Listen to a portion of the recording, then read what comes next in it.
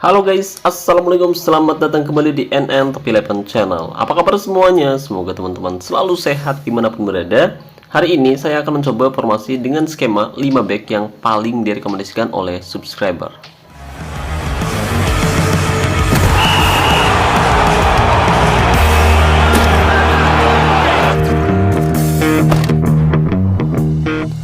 Oke guys, jadi kemarin saya bikin voting di YouTube mengenai formasi 5 back. Dan di situ saya membuat 4 pilihan formasi dengan skema 5 back yang mungkin salah satunya bisa saya gunakan. Seperti formasi 5-2-3, 5-4-1, 5-3-2 dan yang terakhir yaitu formasi 5-1-3-1-1. Dan dari total 235 suara di voting tersebut, ternyata banyak warga yang berpendapat bahwa formasi 5-4-1 lah yang paling bagus. Tapi apakah betul? Lalu apakah bisa formasi ini kita gunakan untuk menghadapi tim yang punya kualitas betul lebih tinggi? Nah, buat teman-teman yang penasaran, sebelum nonton lebih jauh jangan lupa tekan tombol like-nya ya guys ya. Dan buat teman-teman yang ingin berbagi pengalaman seputar game Top 11, silahkan tinggalkan komentar kamu di bawah video ini. Oh iya, tapi sebelum saya membahas lebih jauh, saya mau merekomendasikan terlebih dahulu pada teman-teman semua, khususnya untuk player Sultan, Raja Minyak, Bos Kelapa Sawit, dan Juragan Bawang yang baru aja rungkad main event undian mania, atau barangkali teman-teman berencana top up untuk memperkuat timnya. Saya rekomendasikan teman-teman top up di Instagramnya Kiano Official, dan linknya sudah saya sematkan pada deskripsi video ini. Oke guys, jadi hari ini tim saya akan menghadapi tim tangguh asal Republik Siprus, yaitu FCSB Steaua FC di leg pertama babak semifinal Asosiasi Divisi Berlian musim ini. Nah, untuk menghadapi mereka, kali ini saya akan mencoba menerapkan formasi yang direkomendasikan oleh para warga, yaitu formasi 5-4-1. Dan dengan menggunakan formasi ini, harusnya pertahanan tim kita bisa lebih solid karena di belakang ada 5 back sekaligus menjaga area pertahanan tim kita guys. Dan formasi ini juga menurut saya cocok buat tim yang sering mengandalkan serangan balik cepat untuk mencetak gol. Tapi perlu diingat, karena di sini kita lebih banyak menempatkan back, jadi terkadang opsi serangan tim kita menjadi terbatas. Selain itu, gaya bermain tim kita juga cenderung membosankan karena lebih mengandalkan bertahan daripada menyerang. Dan terkadang striker utama tim kita juga sering kali terisolasi dan sering mendapat tekanan besar dari back lawan guys. Jadi kesimpulannya, formasi 5-4-1 cukup baik digunakan oleh tim yang prioritasnya bertahan, tapi jika kamu ingin bermain menyerang dan menghibur, menurut saya formasi ini kurang ideal. Oke guys, kurang lebih formasinya seperti ini ya guys ya. Dan untuk taktiknya sendiri, kali ini saya akan menerapkan taktik dengan mental tim menyerang, fokus umpan bawah kedua sayap, gaya umpan panjang, serangan balik nyala, gaya tekanan rendah, gaya tackle mudah, gaya penjagaan jaga daerah tertentu, dan jebakan offside mati. Tapi perlu diingat, untuk taktik, strategi maupun formasi bisa saja berubah sewaktu-waktu tergantung situasi di pertandingan nanti. Oke guys, dan pertandingan pun akan segera berlangsung antara FC Buteng versus FCSB di leg pertama babak semifinal asosiasi di akhir musim ini. Mari kita lihat jalannya pertandingan antara tim asal Indonesia versus tim asal Siprus. Oke guys, dan kick off babak pertama akan segera dimulai. Mari kita lihat FC Buteng dengan skema formasi 5-4-1 bisakah mengalahkan formasi 3-4-1-2 yang diterapkan oleh FCB di pertemuan kali ini. Yuk simak baik-baik video ini sampai selesai. Oke guys, di sini kita bisa perhatikan jelas dari segi kualitas untuk keseluruhan, tim lawan punya kualitas yang jauh lebih baik daripada tim saya. Selain itu, mereka juga punya kualitas individu yang cukup besar. Jadi saya rasa tim kita akan kesulitan untuk bisa mengalahkan mereka di leg pertama. Oke, tekanan langsung dilakukan oleh FC Buteng, tapi sepakan keras yang dilakukan oleh penyerang saya masih bisa diamankan. Lempar ke dalam, kali ini Mardiansa, umpan kepada Abu Bakar, Tom Haye, Jan Srepen yang dituju, bagus sekali. Oh sayang, saya pikir dia bakal melakukan tembakan dari jarak dekat, tapi ternyata bola malah ditarik ke belakang lagi aja. Di sini kita perhatikan penjaga gawang yang ditempatkan oleh tim lawan memiliki kualitas mutu yang cukup besar. Begitupun dengan penyerang dan juga pemain tengah mereka. Sementara di sini saya hanya mengandalkan beberapa pemain saja yang punya kualitas mutu bintang 7 guys. Sementara tim lawan punya 3 pemain bintang 9 ya guys ya. Oke, kali ini kita perhatikan ada Shafa. Coba melihat penjagaan, jelas sebuah pelanggaran keras dilakukan oleh Handoyo. Tackle kasar yang cukup beresiko karena biasanya tim-tim seperti ini bisa memanfaatkan situasi tersebut untuk cetak gol, pemirsa. Hati-hati dan nyaris berbuah gol, tapi beruntung tembakan Mavriodis masih melambung keluar lapangan. Tendangan sudut kali ini Bosan Skopik berhasil digagalkan. Menit ke-16, skor masih 0-0. Lemparan ke dalam Handoyo, Mardiansah, Tom Haye, Abu Bakar kali ini.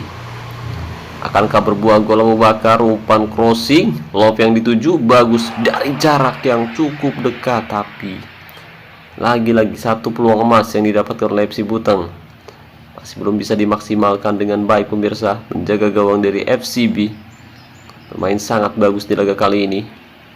Tekanan dari tengah ada Sapa, Mavriodis, umpan pendek berbahaya dan sayang sekali gol tercipta. Maucheron berhasil mencetak gol lebih dulu di babak pertama lewat sepakan keras kaki kanan yang tidak mampu ditepis oleh penjaga gawang FC Buteng, pemirsa. Menit 31, tekanan kembali dilakukan. Kita lihat serangan balik dilakukan oleh FC Buteng. Ada Love, Jan Srepen, Handoyo, dan Srepen yang dituju bagus, dan Srepen. Oke, gol dari jarak yang cukup dekat. Kocak anjay, 1-on-1 anjir, masih kena bisa ditepis. Oke, 1-0 FCSB Steel FC unggul atas tuan rumah. Kali ini giliran tim lawan melakukan serangan balik. Cardoso berbahaya, umpan jauh ke depan. Akankah berbuah gol? Shit anjir, giliran lawan melakukan serangan balik langsung berbuah gol.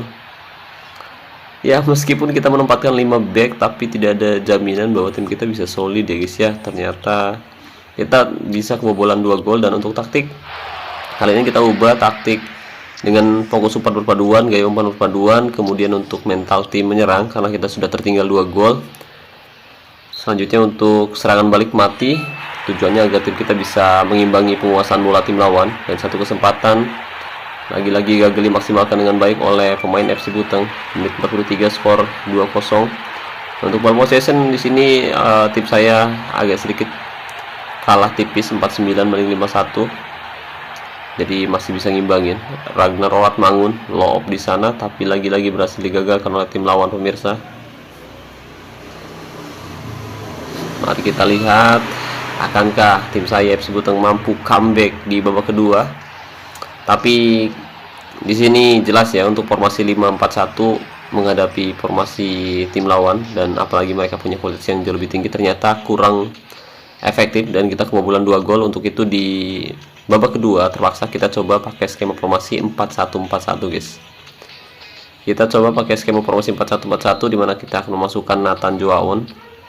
Oke, posisinya agak sedikit merapat seperti ini agar kita bisa bermain dengan bola-bola pendek. Sementara kalau misalkan tadi kita pakai skema 5 back, kita menempatkan posisi pemain terlalu berjauhan dan kita bisa melihat bahwa ada beberapa peluang emas yang didapatkan oleh pemain Indonesia, tapi tetap saja bukan Indonesia Pak, FC Buteng maksud saya. Oke, kali ini kita coba gunakan mental tim gigih menyerang dengan gaya tekanan tinggi dan gaya tackle keras. Semoga saja kita bisa comeback di babak kedua. Dan Maucheron, Jericho, Cardoso ke belakang, Maucheron kembali, Safa di sana. Bagus, Mardiansah berhasil menghentikan tekanan yang dilakukan oleh FCSB, pemirsa. Kita akan terus memberikan form latihan menyerang. Kali ini ada Abu Bakar. Nathan Joaon berhasil rebut, berbahaya, menghasilkan serangan balik cepat. Bosan Zakovic cukup baik, umpan terobosan. Bosan Zakovic kembali akan berbuah gol sendirian di sana. Jopan, tapi beruntung tembakan Jopan masih melenceng di sisi sebelah kanan penjaga gawang FC Buteng. Oke, kali ini kita coba terapkan formasi 4-1-2-3 P-style atau formasi 4-3-3 holding. Kita coba pakai formasi ini ya guys ya. Akankah tim saya mampu mencetak gol untuk memperkecil ketertinggalan dan menyamakan kedudukan, atau justru tim kita akan kebobolan lagi di babak kedua? Nah, formasi yang agak lumayan stabil sebenarnya formasi 4-1-2-3 freestyle atau formasi 4-3-3, tapi karena saya tidak memiliki opsi yang cukup baik di posisi back, tentu saja. Wow, berbahaya, tapi beruntung tembakan Cardoso masih melambung keluar lapangan. Karena saya tidak punya opsi yang cukup baik di area pertahanan, jadi akhir-akhir ini saya lebih sering menerapkan skema formasi 3 back. Dan kita lihat beberapa kesempatan juga didapatkan oleh tim lawan, tapi mereka masih belum bisa mencetak gol seperti di babak pertama. Seuris umpan jauh ke depan, Bosan Jopik berbahaya, Bosan Jopik, tapi bagus sekali, bukan sayang, bagus sekali. Tembakannya melambung keluar lapangan. Waktu semakin cepat berlalu untuk FC Buteng yang berusaha keras untuk bisa memperkecil ketertinggalan, tapi justru kebobolan. Kita lihat Martin Pais bermain sangat baik di babak kedua. Menit ke 78, skor masih 2-0. Penjaga gawang dari FCSB bermain sangat luar biasa. Andai penjaga gawangnya tidak normal, saya rasa kita bisa mengalahkan mereka. Tapi ternyata kualitas mereka cukup tinggi. Selain itu, pemain yang ditempatkan juga pemain berkualitas. Jadi mereka bisa menahan gempuran demi gempuran yang dilakukan oleh penyerang dari FC Buteng, pemirsa. Dengan skema formasi 3-4-1-2, mereka mampu menahan tekanan demi tekanan dari tim saya. Dengan sudut kali ini satu kesempatan dari situasi bola mati, tanduk, tapi lagi-lagi. Oke, masih ada sisa waktu lagi, menit 85, 5 menitan lagi, 5 menit lagi, ayolah. 86, serangan dilakukan, serangan balik. Jika kita bisa mencetak gol di menit ke 86, kita masih punya kesempatan di menit-menit akhir pertandingan. Serangan balik bagus, satu kesempatan, Tom Haye, umpan Jens Reven, umpan kasih repet. Astaga, kenapa si Eagle, anjay, aduh kan offset, aduh kampret. Dua-duanya offset, kocak. Dua-duanya offset, anjir, aduh. 86. Oke, kita sebenarnya sudah mulai keluar dari tekanan dan kita juga beberapa kali melakukan serangan, tapi belum bisa dimaksimalkan dengan baik. Menit 89, satu kesempatan bagus, akankah bisa berbuah gol? Jelas sebuah pelanggaran keras. Biasanya Jens Reven bisa menjadi penentu pertandingan di akhir di menit-menit akhir, guys. Kita lihat Jens Reven, ancang-ancang Jens Reven, gol. Oh, tidak, ternyata. Sayang sekali kita tidak mampu mengalahkan tim lawan, pemirsa. Meskipun di babak kedua akhirnya kita mampu mendominasi penguasaan bola hingga 52% dan kita juga lebih banyak melakukan tekanan di babak kedua, tapi ternyata tim lawan berhasil memaksimalkan kesalahan di babak pertama dengan mengemas 2 gol, dan kita harus mengakui bahwa strategi mereka lebih baik dan mereka punya kualitas yang jauh lebih tinggi. Jadi ya, kesimpulannya ternyata formasi 5 back kurang begitu bagus ya, guys ya. Dan ketika kita menggunakan formasi 4-1-2-3 freestyle, tim kita langsung melakukan tekanan yang cukup baik dan bisa merepotkan lini pertahanan tim lawan. Meskipun endingnya kita tidak bisa mencetak gol, tapi kesalahannya tentu ada di babak pertama karena dengan menerapkan skema formasi 5 back, tim kita kurang begitu bagus ketika melakukan build up atau melakukan serangan ke lini pertahanan tim lawan. Selain itu, penyerang tim saya juga bermain kurang begitu bagus di area depan dan jarang mendapatkan suplai bola yang baik dari rekan setimnya hingga tidak bisa mencetak gol ke gawang mereka. Dan yang jadi catatan terakhir juga tim lawan, karena mereka punya kualitas yang jauh lebih bagus, kemudian mereka juga punya kapasitas yang cukup baik, cukup tinggi. Jadi performa mereka juga ada di atas rata-rata pemain saya, dan itu yang membuat tim kita sulit untuk bisa mengalahkan mereka. Dan saya ucapkan terima kasih banyak buat teman-teman yang tadi telah hadir di sisi lapangan. Terima kasih banyak atas dukungannya. Mohon maaf kali ini saya tidak bisa membawa tim saya meraih kemenangan. Dan mari kita lihat highlight goal yang diciptakan oleh tim asal Siprus, yaitu FCSB Steaua FC. Gol yang sangat baik, kita perhatikan. Seuris Sava, kemudian memberikan umpan ke tengah, tembakan keras dari penyerang FCSB. Setahu FC tidak mampu ditepis oleh penjaga gawang FC Buteng. Tadi terbaca, cuma agak sedikit terlambat karena memang dia punya kualitas yang jauh lebih tinggi, tentu untuk sepakan atau tembakan dan juga penyelesaiannya lebih tinggi daripada refleks dan juga kelincahan dari penjaga gawang yang saya miliki. Ada Handoyo. Di sini dia melakukan kesalahan. Rencananya dia mau ngasih umpan ke Ragnar Oratmangun, tapi ternyata berhasil dipotong dan menghasilkan serangan balik cepat hingga bisa dimanfaatkan dengan sangat bagus oleh penyerang dari FCB Setawi FC pemirsa. Oke, dan kesimpulannya, taktik, strategi, dan formasi 5-4-1 ternyata tidak cukup efektif untuk menghadapi tim yang punya kualitas mutu lebih tinggi ya guys ya. Apalagi di sini kita tidak menempatkan back yang berkualitas. Jadi ya sangat sulit sekali untuk bisa bertahan dengan baik. Berbeda ketika kita menempatkan 4 back.